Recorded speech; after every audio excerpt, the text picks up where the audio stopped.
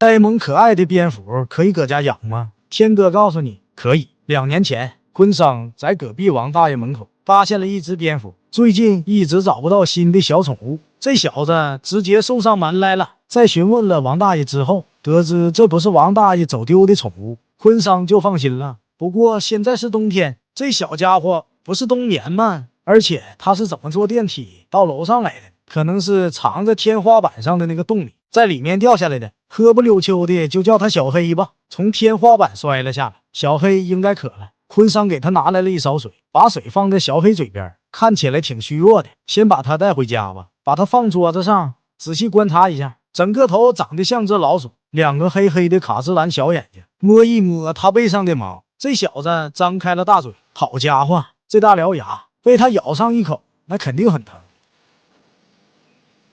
不过看着他的腹部凹陷，可能是很久没吃东西，饿坏了。给他测一下他的身体脂肪含量，翅膀有55毫米左右，体重只有24克。那他吃啥呢？多数蝙蝠以昆虫为食，部分种类以植物的果实或花蜜为食。幸好坤桑养了一些面包虫和大麦虫，拿一只给小黑尝尝，看看他吃不吃呢。看到坤桑这么客气，可能还有点磨磨唧唧放不开。在房间里，温度变高后，小黑完全从冬眠中醒来。小黑开始像狗一样梳洗自己的毛发，可能还有跳蚤，这就发现了一只。我们来帮他一下。看着小黑挠痒痒，坤桑身上都开始痒了起来。看着小黑挠得正开心，突然意外发生了，他展开翅膀，开始在房间里绕着圈子飞了起来。而且让坤桑感到特别的是，小黑直接在平地上就起飞了。有一种说法是，蝙蝠需要有一定高度差才能飞起来。飞了一会儿后，小黑变得更加活跃。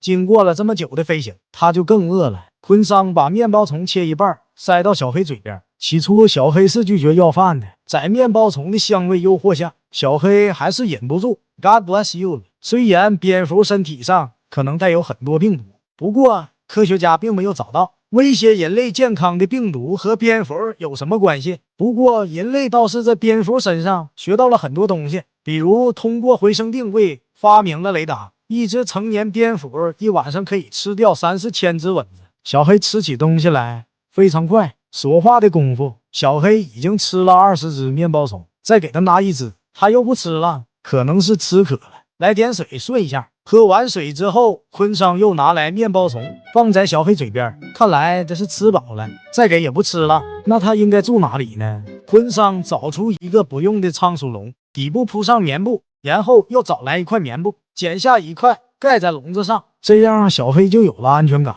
到了第2天，坤桑找到了喂小黑的方法，先把面包虫子放在小黑鼻子上，让小黑闻到香味，这样他很快就可以吃东西了。然后就一发不可收拾，好像打开了绞肉机。重要的是要跟上小黑吃饭的节奏。坤桑觉得有点不可思议，这么小的动物一次吃掉了9只大麦虫和83只面包虫，满足感满满。3天后，笼子底部已经布满了小黑的粑粑，看来小黑的消化是正常的。坤桑决定把面包虫直接放到笼子里，让小黑自己去发现猎物。但是观察了一会儿后，发现小黑并没有吃。坤桑不得不再次手动喂给了小黑，不过这次小黑吃的并不多。4天后，坤桑发现小黑倒挂在笼子上，吃了3天的饭，他已经恢复了体力，可以正常的挂着睡觉了。6天后，坤桑决定称一下小黑的体重，从之前的24克上升到了快30克。他背部的凹陷已经没了，皮下脂肪开始积累，准备过冬。10天后，可能是小黑意识到这是最后的晚餐，开始疯狂的进食，储存更多的能量来过冬。他的下一顿饭可能要在3月或者4月才会来。再给小黑称一下体重，来到了接近32克，看起来小黑非常健康，爪子也可以很好的抓住物体，是时候冬眠了。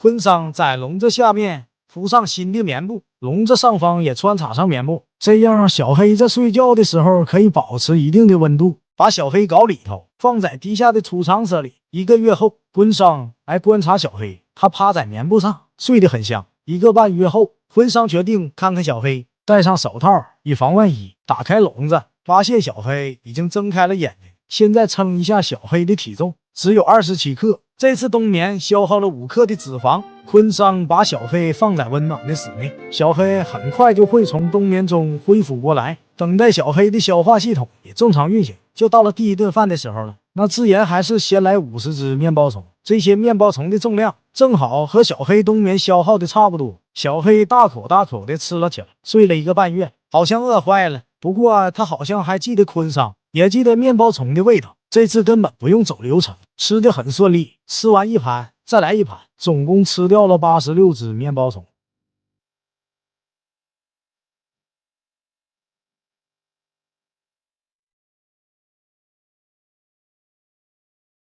吃饱后，小黑又睡了起来。3个月后，春天来了，万物复苏，又到了要饭的季节。我爱说实话，已经出现了很多小昆虫。现在小黑的体重只有了20克，室外的气温已经很舒服。到了给小黑安排最后的一顿饭了。等太阳下山后，昆桑带着小黑来到野外，找到一个有小河的地方，把小黑放生。小黑好像还不舍得走，可能是想和昆桑说再见吧。接着，小黑倒挂起飞，消失在了远方。好了，本期蝙蝠的故事分享到这，我是天哥，我们下期再见。2年零6个月前，昆桑到野外野采，看他晚上能不能找到一些小宠物。下过雨后的地上非常潮湿，这里都长出了蘑菇。这里发现了一只细长的虫子，这是什么玩意儿？猛一看好像鼻涕虫，而且它动了起来。这是什么奇怪的生物？身子黑黑的，就叫它小黑吧。查了一下，原来这玩意儿叫天蛇，学名叫鸡雉，是一种扁形动物，属于涡虫纲，和涡虫差不多。只是你这个头长得有点奇怪，好像一个锤头，也挺像江南四大才子头上戴的那玩意儿。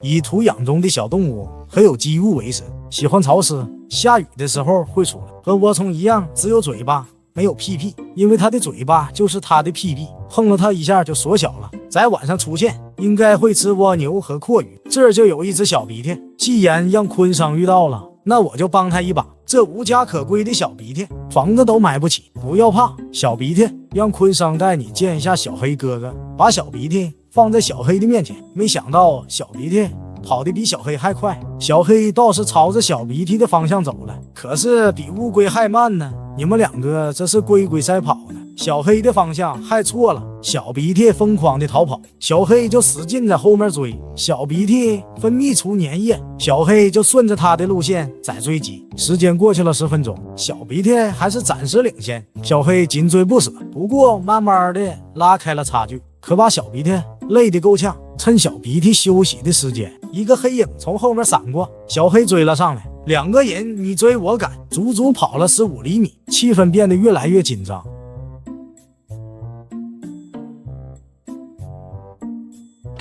2,000 years later， 坏了，小黑追上了小鼻涕的屁股，小鼻涕好像感觉到了危险，也在加速奔跑。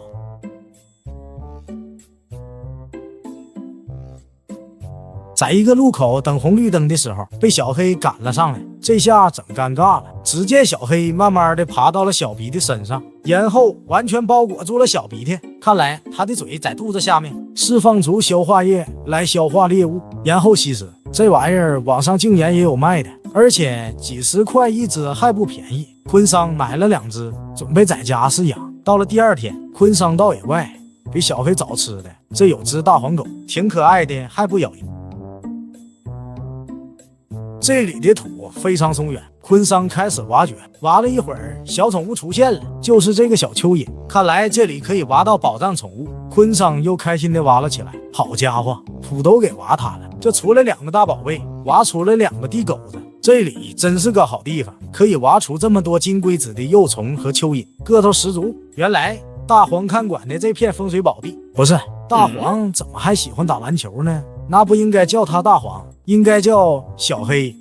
可能是大黄拉的粑粑，让这附近的土壤变得更加肥沃，才会出现这么多小宠物。回到家后，昆桑把地狗子们放到冰箱里，昆桑把挖来的蚯蚓也跟小黑们放一起，不知道他们能不能和谐相处呢？是养河里太大了，不方便观察。昆桑又把他们转移到了这个小盒子里。不是，你俩搁这干啥呢？这两只小黑缠绕在了一起，既然是涡虫纲的，应该就是雌雄同体，那代表它们可以独立繁殖，也可以互相交配繁殖。它们好像根本不想和蚯蚓玩，两个人就玩得很开心。过了一会儿，昆桑发现蚯蚓也加入了游戏。小黑在饲养盒上分泌出了很多粘液，可能是用来保持身体水分。不过玩了很久，小黑们也没有对蚯蚓产生兴趣。